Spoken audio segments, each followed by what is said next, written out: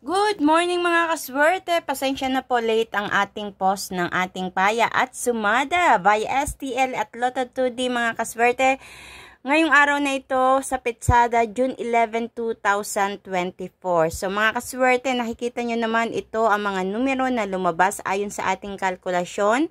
Dito sa ating petsada na ito, sinamahan ko lang po ito ng paya at sumada. Kaya naman ito ay rumble at pwede natin tayaan nationwide mga kaswerte. So, paalala ko mga kaswerte, ito po ay kinalkulan natin ha. Ito po ay hindi natin hinulaan. So, umpisa na po natin mga kaswerte. Ang lumabas po ay 28, Gs, 23, 26, 8, 16, 7, 18, at 40. Nilagay ko dito sa baba.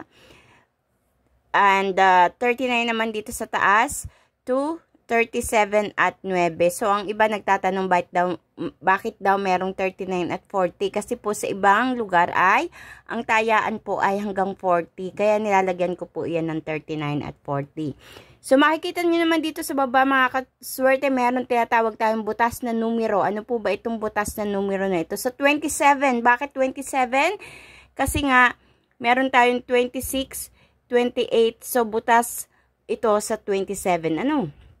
At 17 naman, bakit may 17? Kasi 16 at 18.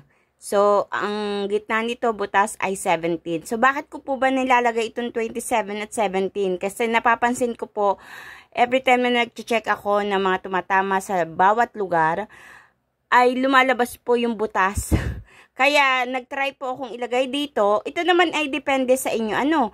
Pwede kayong kumuha ng isang butas na numero dito at samahan nyo ng isang numero mula dito.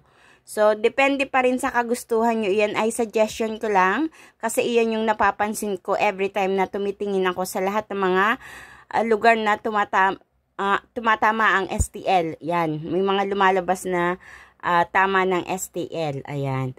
So, itry nyo rin po iyan. Baka sakaling diyan po kayo hihiyangan.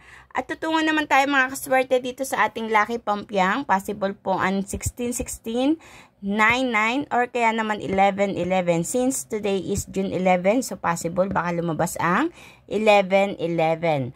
At para naman sa ating extra tips, na kinuha ko rin po ito dito sa ating Pinaya at Sinumada. So, 8.26, 7.18, 9.28. Kung nafe-feel nyo sa pagtingin nyo pa lang or panonood nyo pa lang nitong aking video na ito, nafe-feel nyo na napupusuan nyo ang ilan sa mga numerong ito, sige lang mga kaswerte, sundin nyo kung ano yung nararamdaman nyo, kung ano yung intuition nyo, at maaaring iginaguide kayo ng inyong gabay, na sige, iyan ang tayaan mo. Dahil diyan ka suswertehin. So, parang ganun mga kaswerte. Depende ito sa inyong nararamdaman at sa inyong kagustuhan. And don't forget mga kaswerte na ibahagi or share ang aking video na ito para mapanood ng iba nating mga kaibigan o kaswerte na mahilig tumaya sa STL at Lotto. Please like, share, and follow my OFW Live Facebook page para palagi po kayong updated sa lahat po ng mga video na ipinapost ko po dito. Mga kaswerte, good luck po sa inyong lahat. And naway may makakuha ng mga tamang numero na lalabas at tatama diyan sa inyong lugar. At congratulations po sa mga nag-PM sa akin na nakahagip po sila or nakatama po sila sa numero na ipinopost ko po. So, iyan lang po isang patunay na talagang hindi natin hinulaan itong mga numerong to. Ito ay kinakalkula natin ayon sa Petsada at sinasamahan natin ng paya at sumada mga kaswerte. Kumbaga, swertihan talaga. Kung talagang ito ay nakalaan para sa iyo, take it, claim it, and be thankful. Ayan mga kaswerte, walang masama na subukang hanapin ang swerte dito sa pagtaya, pero magkaroon din tayo ng limitasyon mga kaswerte. Wag ubos-ubos biyaya. At hindi lang natin dapat iasa sa pagtaya ang ating swerte. Maraming pamamaraan kung paano tayo sa swertihin mga kaswerte. Sa pamamagitan ng ating sipag at tiyaga pagtatrabaho o kaya kung tayo may mga negosyo, siswertihin kayo dyan.